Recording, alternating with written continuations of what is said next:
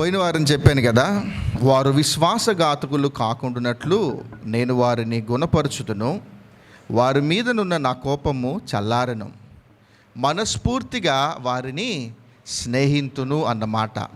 దేవుని యొక్క మనసుకును మానవుని యొక్క మనసుకు చాలా తేడా. రిపీటెడ్గా మిస్టేక్స్ కనిపిస్తూ ఉంటుంటే మన మనసు ఎలా ఉంటుంది అని అంటే మనం ఓర్చుకోలేం. కానీ దేవుని యొక్క మనస్సు ఇక్కడ ఎలాగుంది అని అంటే ఆయన సహిస్తూ ఉన్నాడు అనేది ఇక్కడ మనం చూస్తాం. అంటే 3 మాటలు చెప్పాను, అది క్లుప్తంగా గుర్తు చేసిన తర్వాత మళ్ళీ నేను చెప్పని భాగం ఏదైతే ఉందో ఆ 3 మాటలు కూడా చూసుకొని మనం ఆరాధన చేద్దాం. మీకు అన్నీ గుర్తు చేస్తాను మరొకసారి. అప్పుడు దేవుడు ఎలాగున్నాడు ఇక్కడ? విశ్వాసఘాతకులుగా ఉండకుండా దేవుడు ఏం చేయాలనుకున్నాడు? 1, మనలను గుణపరచాలి అనుకున్నాడు అని దేవుణ్ణి బట్టి మనం ఆరాధన చేస్తాం. 2వది, వారి మీద కోపము చాలా ఉంది, కోపపడడానికి చాలా కారణాలు ఉన్నాయి.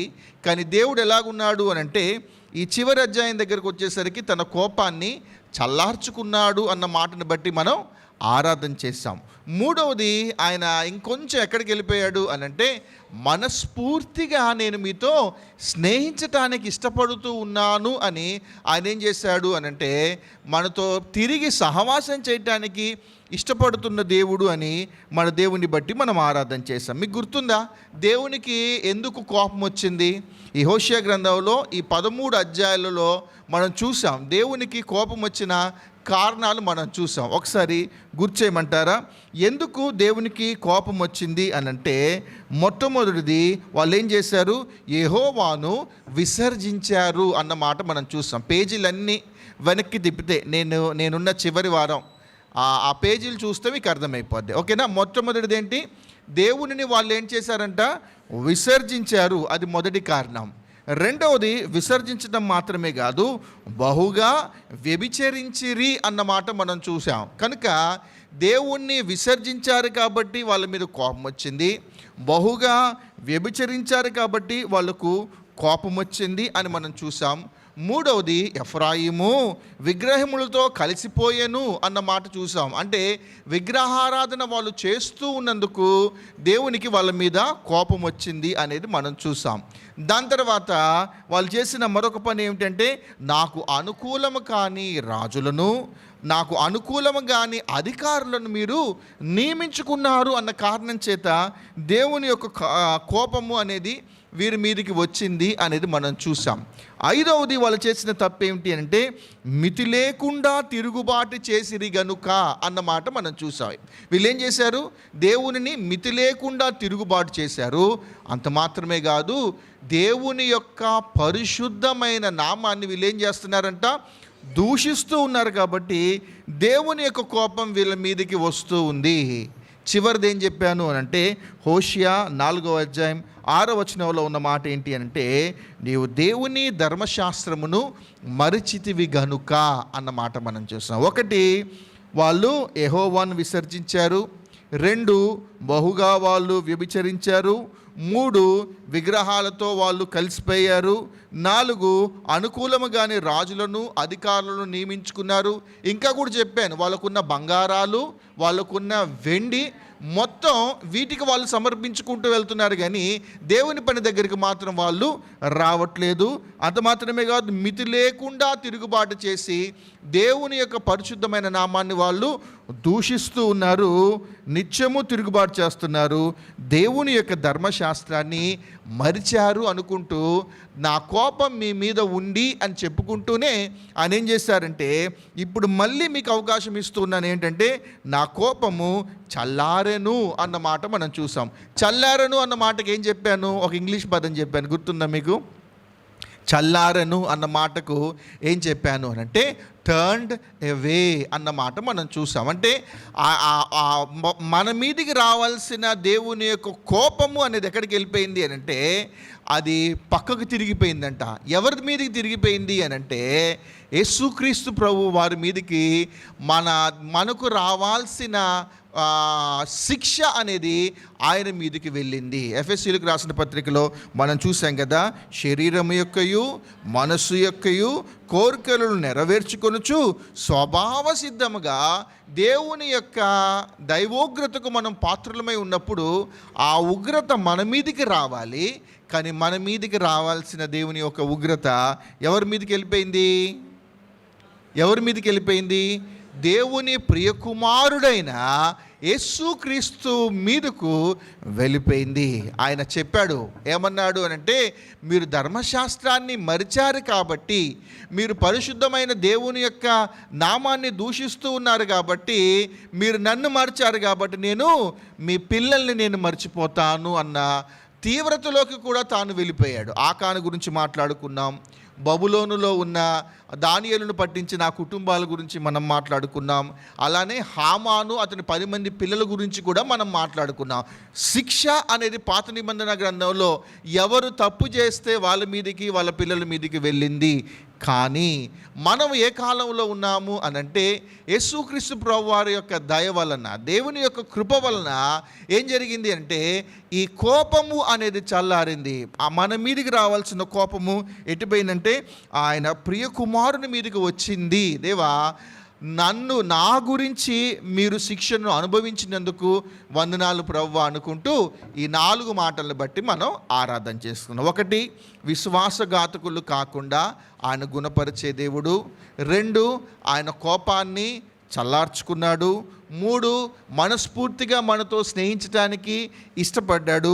4వది, మన మీదికి రావాల్సిన శిక్ష తన ప్రియకుమారుని మీదకి పంపించటం ద్వారా, ఆయన సిలువలో మనందరి కొరకు ప్రాణం పెట్టడం ద్వారా, ఆయన సిలువలో మనందరి కొరకు రక్తం చిందించటం ద్వారా ఏం జరిగింది అంటే, ఇక్కడున్న మనందరిలో ఉన్న పాపాలన్నీ తుడిచివేయబడ్డాయి. బట్ 1 కండిషన్ ఏంటి అనంటే, యేసుక్రీస్తు ప్రభువారిని మనం సొంత రక్షకుడిగా మనము అంగీకరించాలి. నా పాపాలు ఎలా పోయాయి అన్న మాట దగ్గర మనమందరం ఇక్కడ ఉన్నాం. ఆయన జననాన్ని విశ్వసించాలి, ఆయన మరణాన్ని మనం విశ్వసించాలి, ఆయన 3వ దినాన తిరిగి లేచాడు అని విశ్వసించాలి, ఆయన పునరుద్ధానుడయ్యాడు అనేది మనం విశ్వసించాలి, ఆయన మళ్ళీ తిరిగి వస్తాడు అన్న ఏ విశ్వాస నియమంలో మనం ఉండి మన పాపాలు మనం ఒప్పుకుంటామో, ఈ దేవుడు ఏం చేశాడు అనంటే, ఆయన మన పాపాలన్నిటిని ఆయన క్షమించిన దేవుడు, ఆయన కోపాన్ని చల్లార్చుకున్న దేవుడు అన్న దాన్ని బట్టి మనం ఆరాధన చేసాం. ఇవాళ చూడండి, ఇంకా తను ఏం చేశాడు అనంటే, యెషయా గ్రంథం 53వ అధ్యాయం. యెషయా గ్రంథం 53వ అధ్యాయము 5వ వచనం దయచేసి చదవండి. మన అతిక్రమ క్రియలను బట్టి అతడు గాయపరచబడెను. మన దోషములను బట్టి నలుగగొట్టబడెను. మన సమాధానార్థమైన శిక్ష అతని మీద పడెను. అతడు పొందిన దెబ్బల చేత మనకు స్వస్థత కలుగుచున్నది. అతడు కొట్టబడిన దెబ్బల చేత మనకు స్వస్థత కలుగుచూ ఉన్నది అన్నమాట మనం చూసి. ఈ భాగం మనకు తెలుసు, కానీ ఈ వచనంలో మనం నేర్చుకోవాల్సింది, లేకపోతే మనం ఆరాధన చేయాల్సిన అంశం ఏమిటి అని అంటే, దేవుడు తన కోపాన్ని చల్లార్చుకోవటం మాత్రమే కాదు, ఇక్కడ ఏంటి అని అంటే సమాధానంగా మనతో ఉండటానికి ఇష్టపడుతూ ఉన్న దేవుడు ఆయన. మళ్ళీ చెప్తున్నాను, మొదటిది, ఆయన మనస్ఫూర్తిగా మనతో స్నేహించడానికి ఇష్టపడిన దేవుడు మాత్రమే కాదు, ఇక్కడ ఆయన అంటున్నాడు ఏంటంటే, మన తరపున ఆయన గాయాలు పొందాడు, మన తరపున ఆయన దెబ్బలు తిన్నాడు. ఇవన్నీ జరిగిన తర్వాత మన కొరకు సమాధానార్థమైన శిక్ష అతని మీద పడెను. దేవుని యొక్క ఉగ్రత మొత్తం ఏం జరిగింది అనంటే, ఆయన మీద పడటం ద్వారా ఏం జరిగింది అనంటే, మనం ఆ సమాధానము అనేది రావటము అనేది మనం ఇక్కడ గమనిస్తూ ఉన్నాం. కనుక ఇవాళ మనం ఏమని మన ప్రభువుని బట్టి మనం ఆరాధన చేయాలి అనంటే, దేవుడు మనకు సమాధాన బలిగా ఆయన తనను తాను అప్పగించుకున్నందుకు మన దేవుని బట్టి మనం ఆరాధన చేయాలి. కోపం చల్లార్చుకోవటం మాత్రమే కాదు, మనతో సహవాసం చేయటం మాత్రమే కాదు, ఇంకా బియాండ్ లెవెల్ అనేది పెరుగుతూ ఉంటుంది. ఏంటంటే యుగ యుగాలు మనతో ఆయన ఎలాగున్నాడు అంటే సమాధానం కలిగి ఉండటానికి ఇష్టపడుతూ ఉన్న దేవుడు. సమాధానం అంటే అర్థమైందా? మనందరికీ తెలుసు కదా, గొడవైపోయింది చాలా సంవత్సరాలు ఇష్టం లేని పనులు చేసుకుంటానే ఉన్నాం. ఇంట్లో కానీ, లేకపోతే పని చేస్తున్న దగ్గర కానీ, లేకపోతే ఒక కాలనీలో ఇంటి పక్కన అటు ఇటు కానీ చాలా గొడవలు.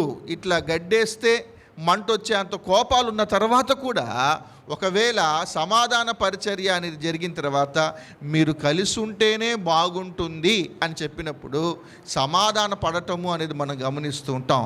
అదంత ఆషామాషి పని కాదు. మానవునికి దేవునికి చాలా వ్యత్యాసము అనేది మనకు కనిపిస్తూ ఉంటుంది. కానీ ఈ దేవుడు మనల్ని భరించటం మాత్రమే కాదు, మనతో సమాధానం కలిగి ఉండటానికి ఇష్టపడుతూ ఉన్న దేవుడు అని మన దేవుని బట్టి మనం ఆరాధన చేద్దాం. ఈ సమాధానము కొరకు మళ్ళీ గమనించండి, ఈ సమాధానము కొరకు ఆయన మన తరపున మన కొరకు ఆయన గాయపరచబడ్డాడు. చూద్దాం, ఒక 3 వచనాలు చూసుకున్న తర్వాత మన ప్రభువుని బట్టి మనం ఆరాధన చేద్దాం. చూడండి, కొలస్సీలకు రాసిన పత్రిక 1వ అధ్యాయము. ఈ సమాధానం అన్న మాట మీదే మనం చూసుకొని మన ప్రభువుని బట్టి మనం ఆరాధన చేద్దాం. కొలస్సీలకు రాసిన పత్రిక 1వ అధ్యాయము 19వ వచనం చూడండి. ఆయన యందు సర్వ సంపూర్ణత నివసింపవలననియు ఆయన శిలువ రక్తం చేత సంధి చేసి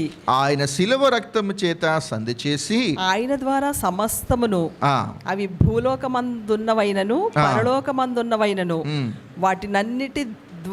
వాటినన్నిటినీ ఆయన ద్వారా తనతో సమాధాన పరుచుకొనవలననియు తండ్రి అభీష్టమాయెను.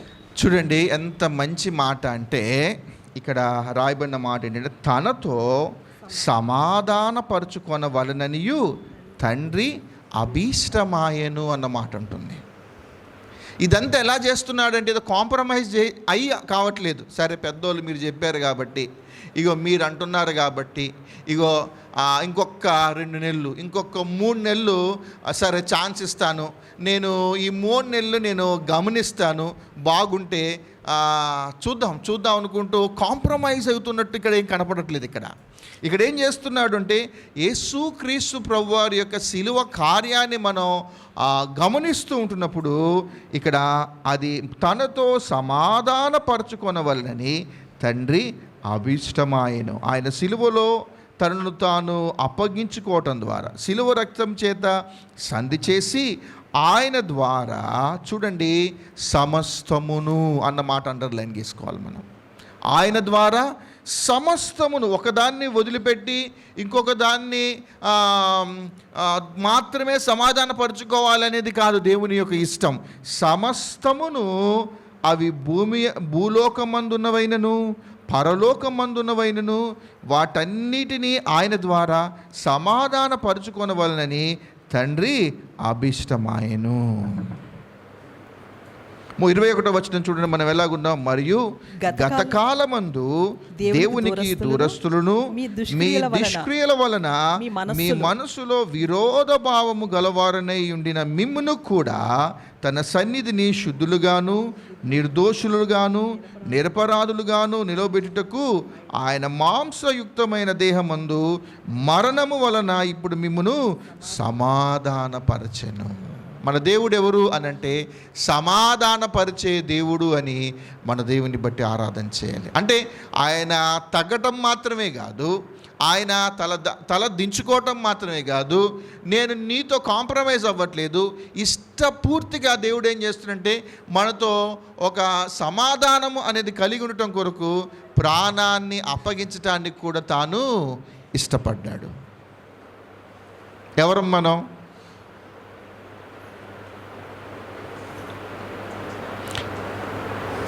ఎవరము అనంటే మనం విరోధులం. మనం ఎవరము అనంటే మీరింకనూ శత్రువులై ఉండగా, మీరింకనూ పాపములో ఉండగా, మీరింకనూ బలహీనతలలో ఉండగా ఈ దేవుడు ఏం చేశాడు అనంటే తన కోపాన్ని చల్లార్చుకున్నాడు. మనస్ఫూర్తిగా మనతో స్నేహించడానికి ఇష్టపడుతున్నాడు.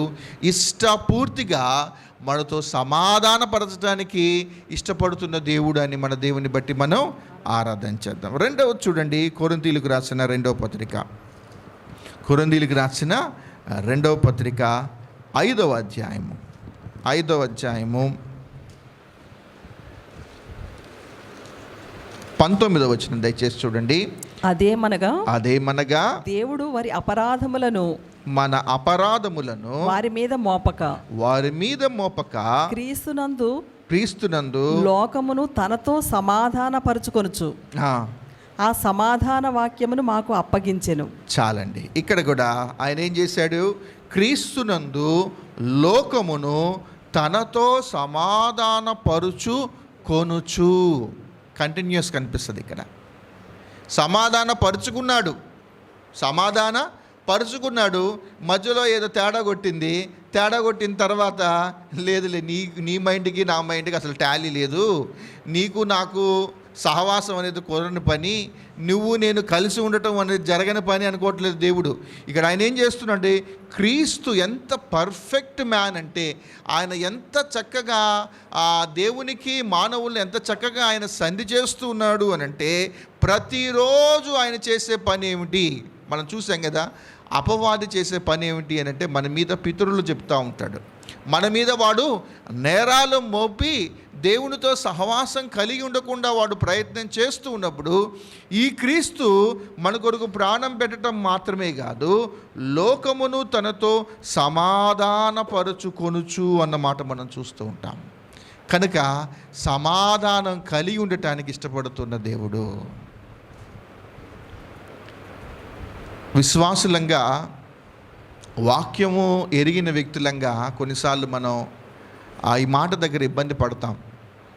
ఈ మాట దగ్గర మనం సిగ్గుపడుతూ ఉంటాం. ఎందుకు అనంటే, ఒక సహోదరుడు దగ్గర, ఒక సహోదరి ఇంకొక సహోదరి దగ్గర, లేకపోతే ఇద్దరు విశ్వాసుల దగ్గర ఇప్పుడు ఈ క్రీస్తు యేసునకు కలిగిన మనస్సు అనేది మనలో ఉందా మనం గమనించాలి. ఆ సమాధానము అనేది క్యారీ అవుతూ ఉంటుందా, లేకపోతే ఏదైనా కూల్ వార్ నడుస్తూ ఉంటుందా? మనకి దేవునికి ఎంత తేడానో.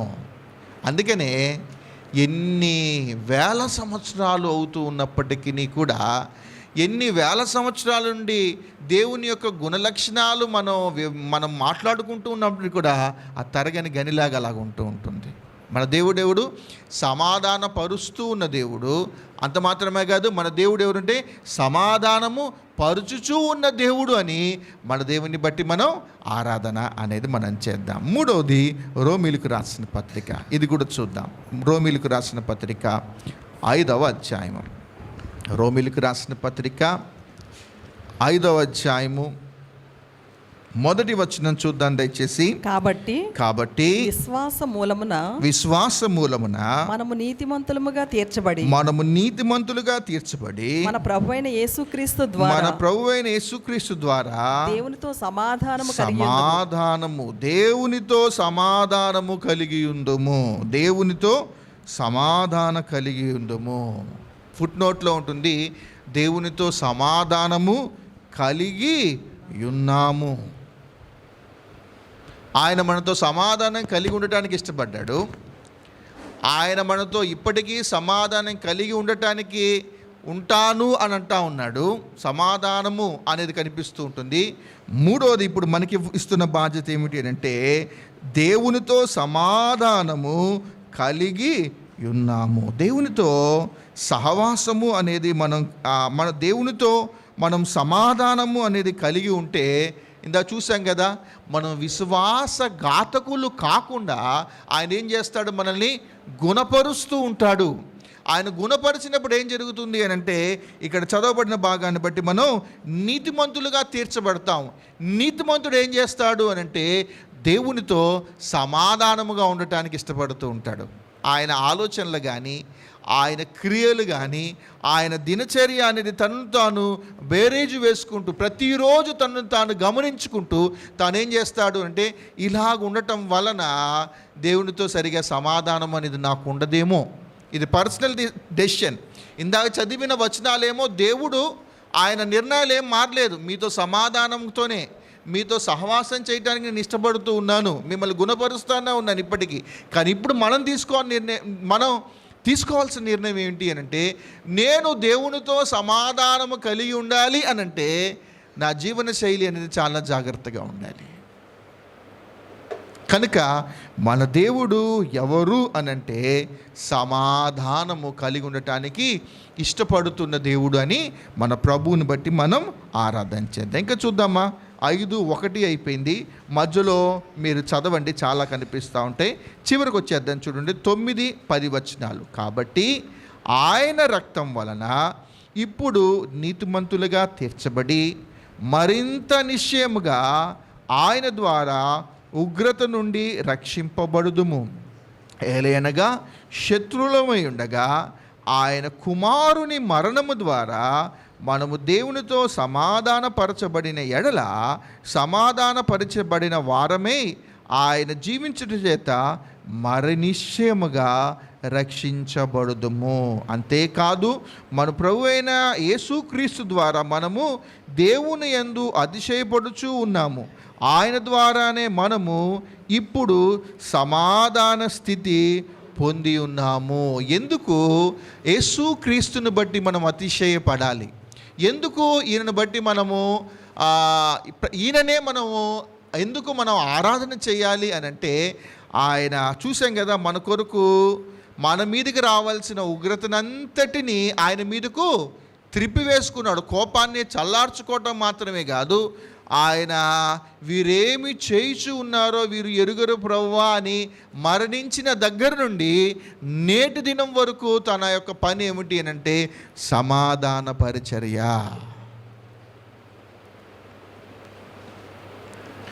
ఒకసారి ఆలోచన చేద్దాం, యేసు ప్రభు వారికి చికాకు వస్తే తల్లిదండ్రులకు ఒక్కొక్కసారి చికాకు వస్తుంది కదా, ఒరేయ్ నువ్వు ఎందుకు పుట్టావరా అంటారా? ఒరే నువ్వు కాలేజీలోనే చదువుకోరా మళ్ళీ రామాక అంటా ఉంటారా? ఏమనిపిస్తుంది అని అంటే ఒక ఇరిటేషన్ అనేది వస్తూ ఉంటుంది. ఇప్పుడు ఇన్ని వేల సంవత్సరాల నుండి ఆయన పరలోకంలో తండ్రి యొక్క సింహాసనం కుడిపార్శ్వాన కూర్చొని ఆయన చేస్తున్నది ఏమిటి అంటే సమాధాన పరిచర్య. మన అతిశయము ఇప్పుడు ఏమిటి అని అంటే, మనం ఎందుకు అతిశయపడాలి అని అంటే, మనము ఇప్పుడు సమాధాన స్థితి పొంది ఉండటానికి గల కారణం ఎవరు అంటే యేసుక్రీస్తు ప్రభువారు. కనుక దేవుడు మన జీవితంలో చేసిన ఈ మంచి పరిచర్ని బట్టి మనం ఏం చేయాలంటే మన దేవుణ్ణి బట్టి మనం ఆరాధించాలి. మళ్ళొకసారి ఈ 4 జ్ఞాపకం చేసుకుందాం. 1, మన దేవుడే ఎలాంటి దేవుడు అని అంటే మనస్ఫూర్తిగా మనల్ని మొదటిది ఏంటి, మన దేవుడు ఎవరు? ఆ వాక్యం చదవండి, 14:4. మనం విశ్వాసఘాతకులు కాకుండానట్లు మనల్ని గుణపరుస్తూ ఉన్న దేవుడు అని ఆరాధన చేద్దాం. 2, మనల్ని మీద ఉన్న దైవోగ్రత అనేది తీసివేసి తన కోపాన్ని చల్లార్చుకొని, అంటే తన కోపాన్ని మన మీదకు లేకపోతే మీ మీదకు రాకుండా తన కోపాన్ని తన ప్రియకుమారునికి తిప్పివేసిన దేవుడు అని ఆరాధన చేద్దాం. 3, మనస్ఫూర్తిగా మనతో స్నేహించడానికి ఇష్టపడిన దేవుడు అని ఆరాధన చేద్దాం. ఇవాళ ఆయన మనతో ఇప్పటికీ సమాధాన పడి ఉండటానికి ఇష్టపడుతూ ఉన్న దేవుడు అని మన దేవుని బట్టి మనం ఆరాధన చేద్దాం. దయచేసి కళ్ళు మూసుకోండి. ఈ 4 గుణ లక్షణాలు జ్ఞాపకం చేసుకుంటూ ఆరాధన చేద్దాం. అలానే చూడండి, 14:4 చదివాం కదా, 5 కూడా చూస్తే మనకు అర్థమవుతుంది. చెట్టునకు మంచు ఉండునట్లు నేను అతనికి ఉందును, తామర పుష్పము పెరుగునట్లు అతడు అభివృద్ధి నొందును, లెబానోను పర్వతము దాని వేళ్ళు తన్నునట్లు వారు తమ వేలును తన్నుదురు. కనుక చెట్టుకు మంచు ఉండునట్లు నేను మీకు తోడుగా ఉంటాను అంటున్న మాటను కూడా మనం జ్ఞాపకం చేసుకుందాం. దయచేసి కళ్ళు మూసుకోండి. స్వభావ సిద్ధంగా మన శరీరం యొక్కయు మన మనస్సు యొక్కయు కోరికలను నెరవేర్చుకొనొచ్చు దైవోగ్రతకు పాత్రులమై ఉంటున్న పరిస్థితులలో ఈ దేవుడు చేసిన ఈ 4 గంటల గొప్ప కార్యాలను జ్ఞాపకం చేసుకుంటూ ఆయనను బట్టి మనం అతిశయిస్తూ మన సమాధాన స్థితికి కారణభూతుడు యేసుక్రీస్తు ప్రభువారు అని జ్ఞాపకం చేసుకుంటూ ఆయన్ని బట్టి మనం ఆరాధన చేద్దాం.